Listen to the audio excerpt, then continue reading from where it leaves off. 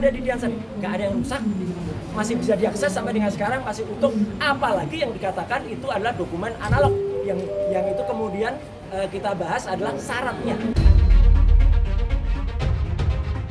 Ya tentu status tersangka di Polda gugur, tapi dibikin lagi penetapan tersangka baru di Kejaksaan.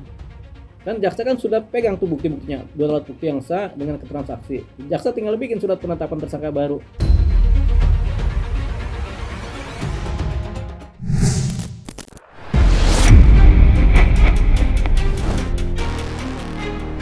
Sidang pra-peradilan Roy Suryo yang digelar secara maraton di Pengadilan Negeri Jakarta Selatan kemarin kembali digelar. Sidang yang beragendakan mendengarkan keterangan saksi dari pemohon berjalan kondusif meski diwarnai perdebatan cukup sengit di antara masing-masing pihak. Sidang pra-peradilan ini sendiri merupakan sidang gugatan pra-peradilan kedua yang diajukan Roy Suryo untuk menguji keabsahan status tersangka yang disangkakan penyidik Polda Metro Jaya terkait laporan mantan Presiden Joko Widodo setahun yang lalu. Melihat perjuangan Roy Suryo yang tak kenal lelah terus melakukan gugatan pra-peradilan, apa pandangan praktisi hukum Deoli Payumara? Mungkinkah Roy Suryo akan memenangkan pra-peradilan atau sebaliknya terjungkal? Apakah dari bukti video seperti yang kita tonton yang dimuat podcast saudara itu sebenarnya punya saudara kan? Ya, betul. Pemohon kemudian ditetapkan sebagai tersangka dengan pasal 32 ayat 1 dan 3 yang saudara tahu. Iya, setahu saya salah satu buktinya itu yang dipakai polisi. Oke, jadi Anda mengetahui bahwa salah satu buktinya adalah tayangan Betul, podcast saya saudara tahu. ya? Oke. Apakah pada saat saudara dilaporkan dan diperiksa ada barang bukti misalnya komputer, kamera, HP, dokumen elektronik, surat atau sesuatu barang yang digeledah dan disita dari senjata itu? Tidak ada. Dari fakta persidangan kita bisa melihat bahwa satu, ya, bahwa dokumen itu pastilah bukan dokumennya Pak Jokowi, jelas kan? Dokumen itu dokumen yang tidak rusak, masih bisa diakses. Mas Roy tidak melakukan kegiatan-kegiatan, tidak ada saksi yang membenarkan dia melakukan kegiatan-kegiatan hacking, kegiatan yang mencuri dokumen elektronik. Dan ini memang agak aneh, dipermasalahkan dokumen Dian Sani tapi yang marah Pak Jokowi, kira-kira begitu ya. Nah karena itulah menurut saya ini penting sekali, mudah-mudahan hakim memahami ini dengan baik. Karena terlihat termohon dan turut termohon berusaha menyesatkan hakim. Rapid ini prinsipnya menang kalah. Kalau menang berarti formal yang dikerjakan oleh penyidik berarti salah, harus diulang lagi. Kalau kalah berarti apa yang dikerjakan oleh penyidik itu sudah benar. Jadi proses jalan terus ya. Jadi itu tadi. Jadi kita lihat nih bagaimana berproses di persidangan rapid, kemudian apa kemungkinan keputusan majelis hakim, hakim tunggal, soalnya hakim tunggal ya. Jadi kita cuman bicara rasionalnya ya. Kalau Roy Suryo menang rapid, nanti di penetapan tersangkanya berarti penetapan tersangka tidak sah, sehingga proses penetapan tersangka harus diulang gitu. Itu kan hukumnya, hukum formalnya. Tapi ini kan berkasnya sudah dilimpahkan ke wilayah jaksa, jadi nanti akan meneruskan adalah jaksa mengenai penetapan tersangka baru. Kalau jaksa merasa memang ini ada dugaan pidananya dan ada tersangkanya. Jadi ketika penetapan tersangka di penyidikan polisi dianggap tidak sah, nah ini tugasnya jaksa yang sudah menerima berkas itu yang akan menetapkan tersangka baru terhadap Roy Suryo. Jadi tetap aja nanti berada di wilayah tersangka juga, karena nanti jaksa yang akan membuat penetapan tersangka. Yang dia perhatikan itu yang pertama adalah mengenai penggeledahan dan penangkapan. Penggeledahan penangkapan tidak sah, tapi tersangka kan masih suratnya sendiri, surat tersangka tadi kan, sehingga tetap dia masih jadi tersangka begitu. Nah nanti kalau di rapid dia menang lagi, berarti tersangkanya kan dianggap tidak sah, tapi jaksa punya kewenangan untuk menetapkan tersangka lagi kepada Roy Suryo. Karena apa? Karena mengingat bukti-buktinya sudah ada dan lengkap begitu. Ya tentu status tersangka di Polda gugur, tapi dibikin lagi penetapan tersangka baru di Kejaksaan. Kan jaksa kan sudah pegang tuh bukti-buktinya, 2 alat bukti yang sah dengan keterangan saksi. Jaksa tinggal bikin surat penetapan tersangka baru.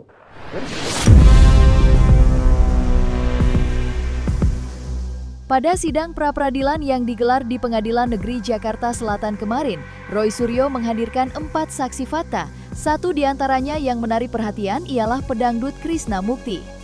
Ya, Krishna Mukti hadir sebagai saksi dari kubu Roy Suryo, dan kehadiran Krishna Mukti menuai banyak tanya.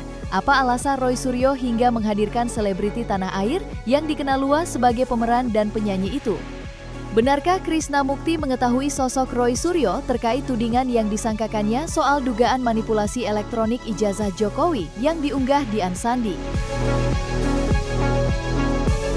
Karena kedua orang itu juga mengenal saya dalam situasi yang berbeda. Jadi kita tuh kaya, pengkayaan kualitas saksi kita.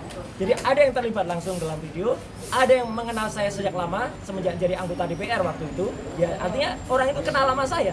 Apakah dia tahu saya? Apakah dia kemudian dipanggil gitu dan kemudian dia hadir? Pak Erwin ya kenal saya karena juga Pak Erwin juga pernah mengalami kasus yang sama. Dan juga artinya apa? Ini menunjukkan kalau tadi teman-teman ingin tanya lagi, kenapa ada Krishna? Itu adalah upaya kami, upaya kuasa hukum untuk menghadirkan saksi-saksi yang fair. Jadi tidak hanya mengadakan saksi yang seperti sekarang sudah sering ketemu. Saya sudah lama nggak ketemu Krishna Mukti. Terlibatannya dengan ijazah palsu itu apa? Enggak, karena dia itu dipanggil oleh Polda Metro Jaya.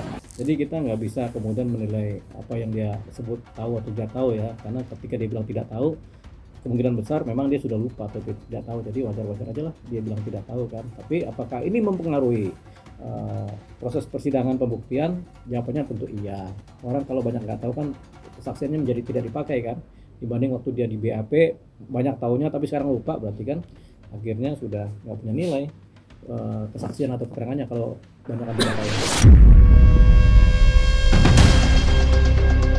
Sidang pra-peradilan yang beragendakan mendengarkan keterangan saksi fakta dari pihak penggugat, dalam hal ini Roy Suryo, mengungkap fakta yang bisa dikatakan sebagai modal Roy Suryo untuk memenangkan gugatannya.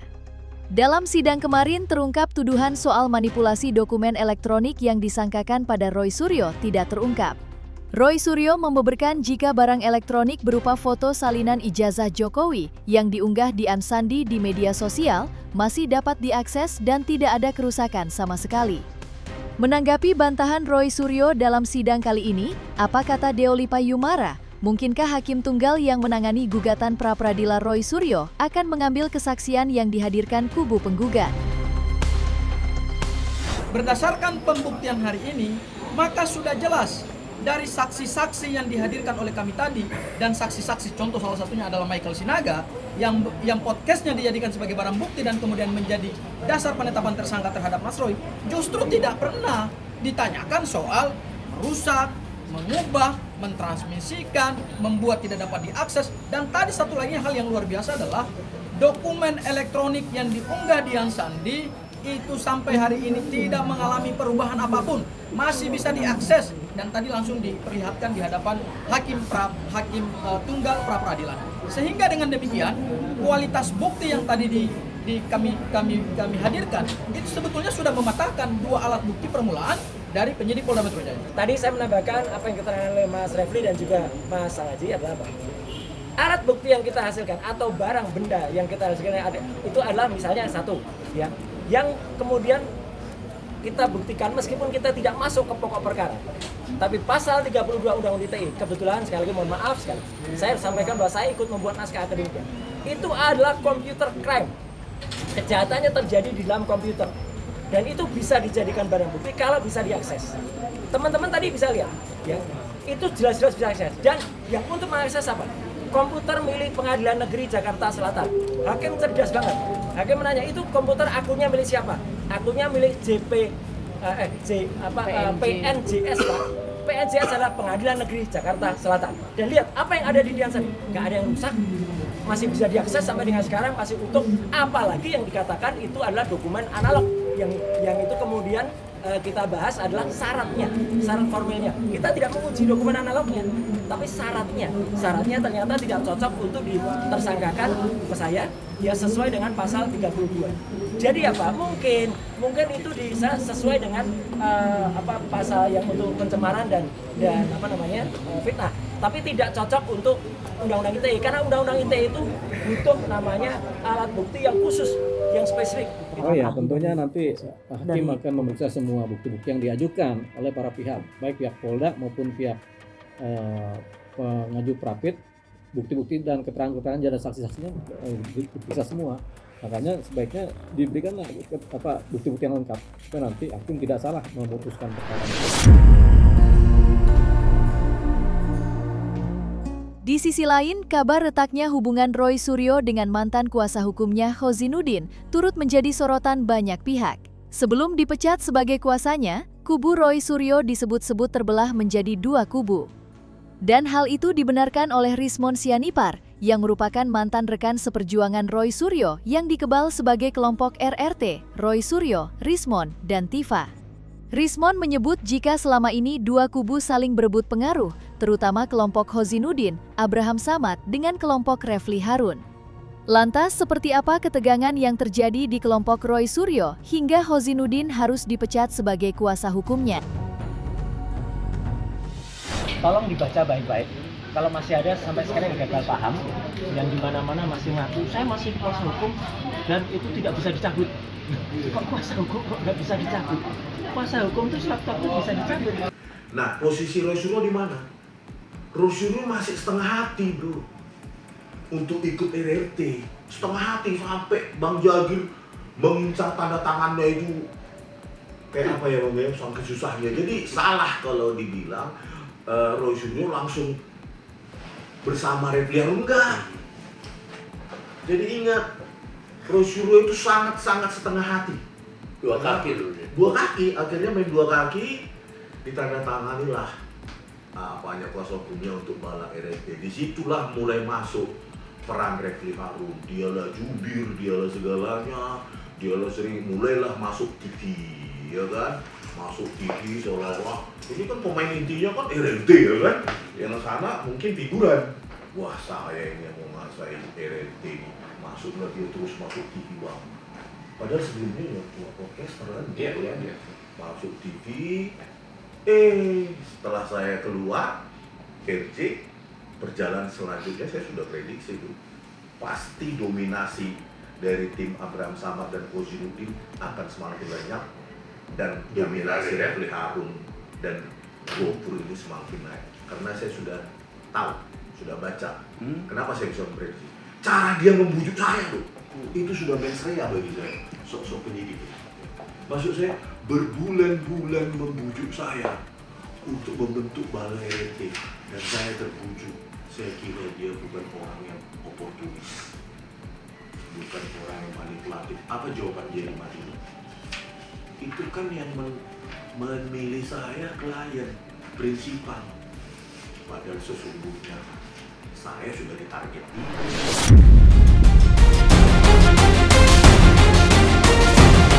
Nah, selesai sudah Cumi Lovers. Saksikan terus Cumi Camp In-Depth, kabar lengkap, mendalam, dan akurat dari narasumber terpercaya. Dan jangan lupa untuk like, subscribe, dan juga share channel YouTube Cumi Cumi.